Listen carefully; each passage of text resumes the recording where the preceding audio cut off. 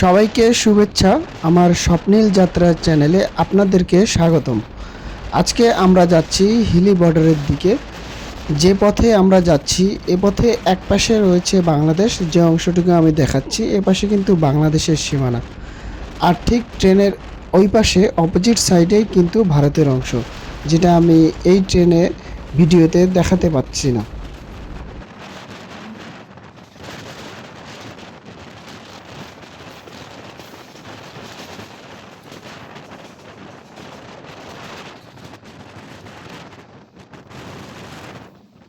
আমাদের এই পাশের জানালাদের যে অংশটুকু দেখতে পাচ্ছি এটা হচ্ছে বাংলাদেশের অংশ, আর ট্রেনের ওই পাশটা হচ্ছে ভারতের অংশ।